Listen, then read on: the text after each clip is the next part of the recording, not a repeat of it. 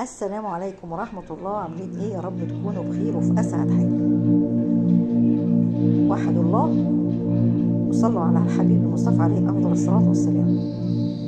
النهارده هتسمعوا حاجة فيها العجب حصلت معايا انا شخصيا. لا هقول فلان قال ولا عاد ولا سمعت ولا كنت في الواقعة ولا شهدت عليه ولا حاجة ابدا. انا نفسي شخصيا اللي حصلت معايا كده حصلت معايا. ما تتكلم يا ست، وجعت دماغنا هري اتكلم. يا حاضر هتكلم، ما تطولش عليكم. قولي طولي هخش في القصه على طول. كنت تعبانه وكان لازم لي عمليه لازم اعملها، وكان سني 20 سنه 18 سنه في الحدود دي. لا انا الوقت عجزت الحمد لله بفضل الله، ده من زمان خالص. المهم رحت المستشفى عشان اعمل العمليه. والله على ما أقول شهيد، العملية دي حصلت، الواقعة دي حصلت. المهم اسمعوا معايا للآخر.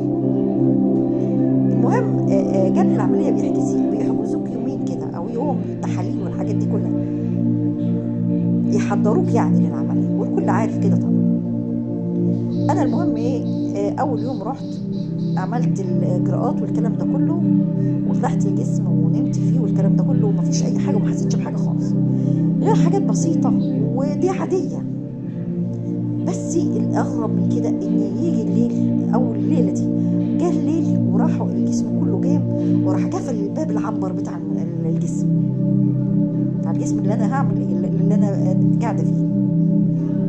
برضو قلت عادي، إحنا ستات وأكيد بيقفلوا الباب عشان محدش يعدي أو حد يشوفه وهم نايمين. أنا معرفش.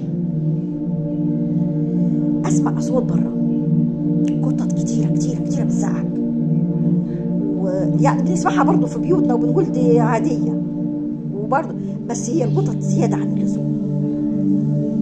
فما خدتش ولا عطيت. برضو بسأل الناس اللي قاعدة حواليا ايه صوت القطط دي ومش عارفة ايه. يا ست نام مفيش حاجة، دي قطط عادية بتعدي بتيجي على ريحة الدم بتيجي مش عارفة ايه. قلت ايه يا بنتي، برضو خفت، بس قلت طالما الناس حواليا مفيش مشكلة. اتغطيت ونمت. المهم الدكتور اللي هيعمل العملية أخر، ما جاش بكرة ولا بعده، أخر يومين. اضطريت برضو إن أنا أستنى.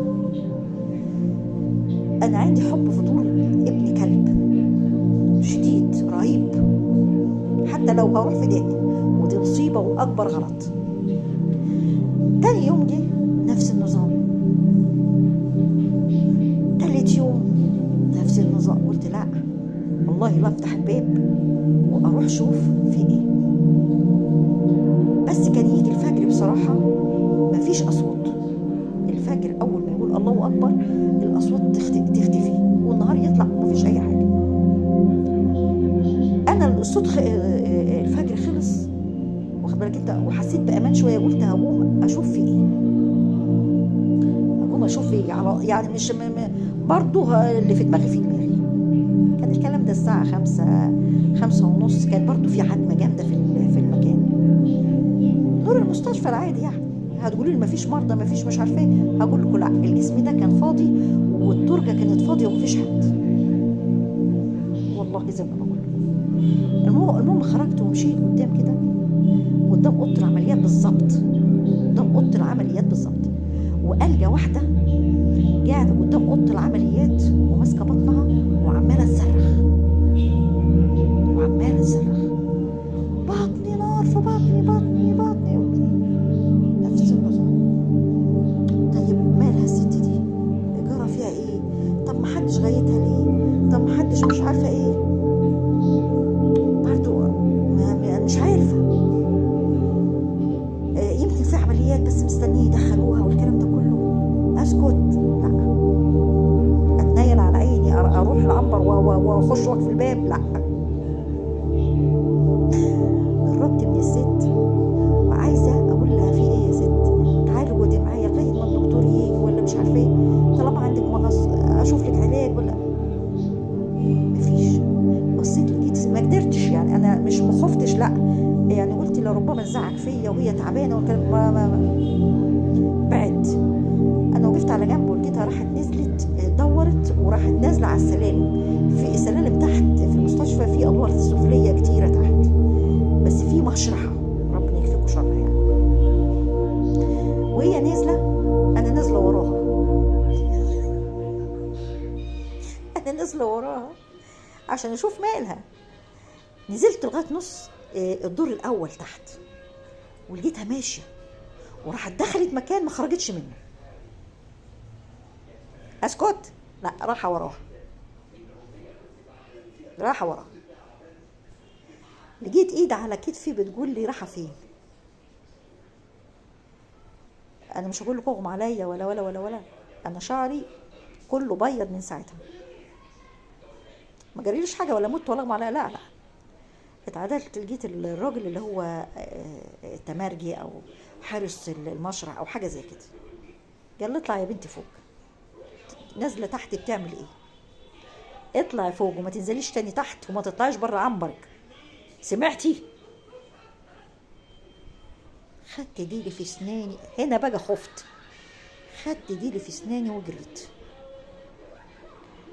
الصبح صبح واذ بيا مسكت تمرجيه او ممرضه وبسالها حصل كذا كذا كذا كذا كذا معايا امبارح، تعرفيش ايه اللي حصل ده؟ قالت لي احمدي ربنا انك كويسه وانك بخير. الست دي جوزها جاتلها على السطح، شك فيها، كانت تمرجيه وسمع عنها حاجه مش كويسه، طلع فوق وهي بتغسل وبتنشر الغسيل وجاتلها بالسكينه في بطنها كذا طعنه ووجعها جتيله. كل يوم تنزل تصرخ من بطنها وتنزل على المشرحه مكان ما بعيد عنك. انت مجرمه. قلت لها لا انا مش مجرمه، انا حبيت اشوف في ايه. قالت لي طب روحي مكانك لغايه ما تخلصي مصلحتك وتمشي من هنا على خير. من ساعتها وحياة اللي راحوا ما رجعوا. انا مشيت من المستشفى، لا عملت عمليات ولا اتنيلت على عيني وعين اللي جايبين ومشيت، وعملت العمليه